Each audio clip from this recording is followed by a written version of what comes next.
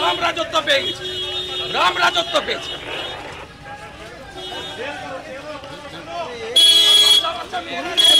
দেখা পাওয়া যায় না। মমতা তার ভাইপোর পা চাটার জন্য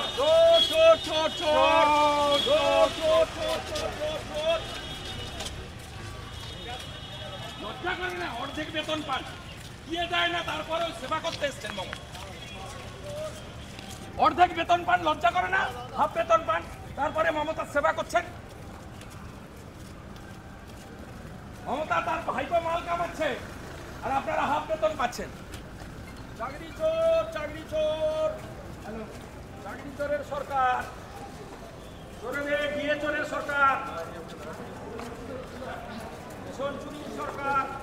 আপনি পুরো মোদি সারনেম সকলকে চোর বলেছেন, বলতে পারেন না। এই কারণে রাহুল গান্ধীর পার্লামেন্টের মেম্বারশিপ গেছিল। আমি এন্টায়ার মোদি কমিউনিটিকে আপিল করব মমতা ব্যানার্জির এগেইনস্টে, যে যেখানে আছেন ভারতবর্ষের রাজ্যে বিএনএস এর অন্তর্গত এফআইআর করুন।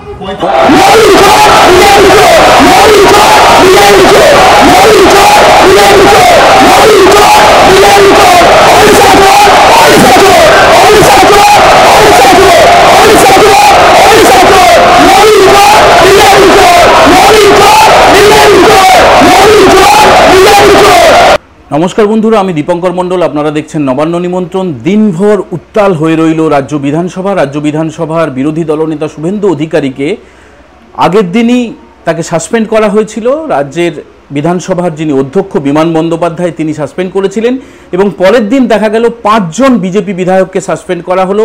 শঙ্কর ঘোষ, বঙ্কিম ঘোষ, অশোক দিন্দা, মিহির গোস্বামী, বিশাল লামা সহ 5 জনকে সাসপেন্ড করা হলো। এবং মুখ্যমন্ত্রী মমতা বন্দ্যোপাধ্যায় যতক্ষণ তিনি বিধানসভার ভিতরে বক্তব্য পেশ করছিলেন, পুরো সময়টা জুড়ে রাজ্য বিধানসভার বিরোধী দলের পরিষদীয় সদস্যরা, অর্থাৎ বিজেপি পরিষদীয় দলের সদস্যরা, তারা কিন্তু চিৎকার করে গেলেন, তারা বক্তব্যে বাধা দিয়ে গেলেন।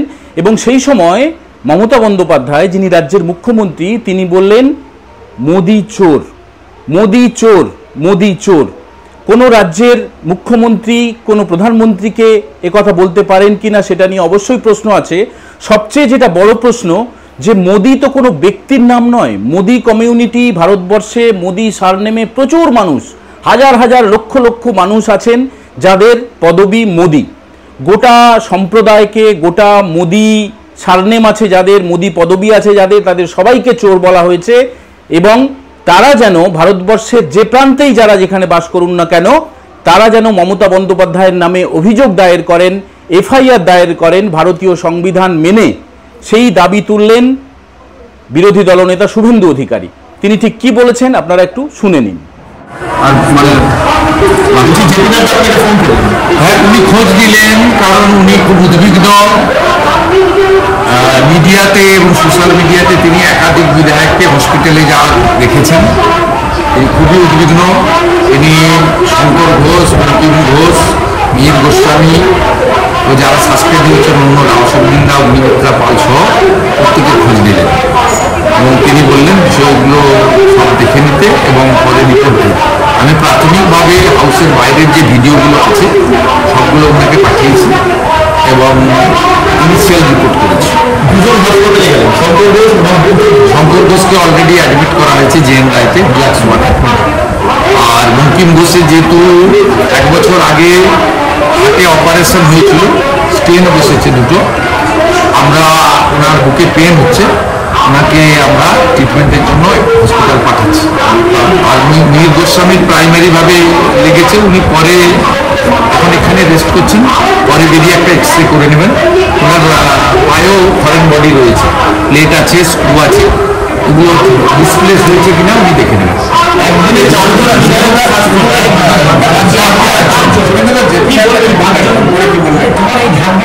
তিনি বললেন ফাইনালি লড়তে হবে,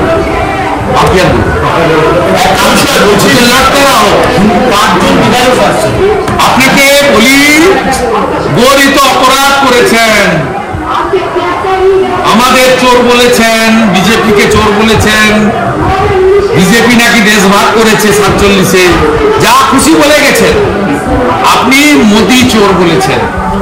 মোদি একটি কমিউনিটি, মোদি একটি কমিউনিটি গোটা পৃথিবীতে ছড়িয়ে রয়েছে। কলকাতাতেও একাধিক মোদি রয়েছেন। আপনি পুরো মোদি সারনেম সকলকে চোর বলেছেন, বলতে পারেন না। এই কারণে রাহুল গান্ধীর পার্লামেন্টের মেম্বারশিপ গেছিল।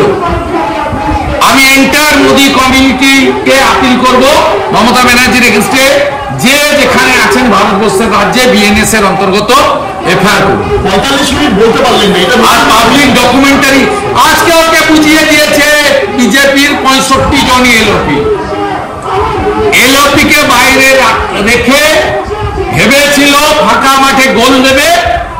বিজেপির 64 জন এমএলএ বুঝিয়ে দিয়েছে আমরা সবাই এলওপি। বিজেপি মানে আমরা, বিজেপি প্রাইভেট লিমিটেড পার্টি নয়, ব্যক্তি নির্ভর দল নয়। Hats off to my team, BJP legislature team, মোদিজির সৈনিকদেরকে আমি স্যালুট করি। 2 ঘন্টা ধরে এই মুখ্যমন্ত্রীকে বুঝিয়ে দিয়েছে চাকরি চোর, গদি ছোর, স্বৈরাচারী মমতা নিপাত যাক, নিপাত যাক।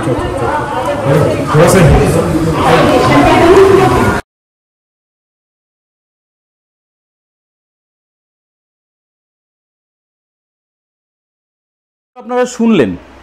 তার আগে বিধানসভার ছবিটা একটু আপনাদেরকে বলে দিই। শঙ্কর ঘোষ, যিনি বিজেপি পরিষদীয় দলের মুখ্য সচেতক, তাকে চ্যাংদোলা করে বিধানসভার বাইরে তাকে বের করে আনে মার্শালরা। তিনি অসুস্থ হয়ে পড়েন এবং তাকে এখন হাসপাতালে পাঠাতে হয়েছে, তার চিকিৎসা চলছে। মিহির গোস্বামী, তার পায়ে ব্যথা ছিল, তাকে এক্স রে করতে হবে। এছাড়াও অন্যান্য যারা বিজেপি পরিষদীয় দলের সদস্য, প্রত্যেকেই অল্প বিস্তর জখম হয়েছেন এমনটা অভিযোগ উঠেছে।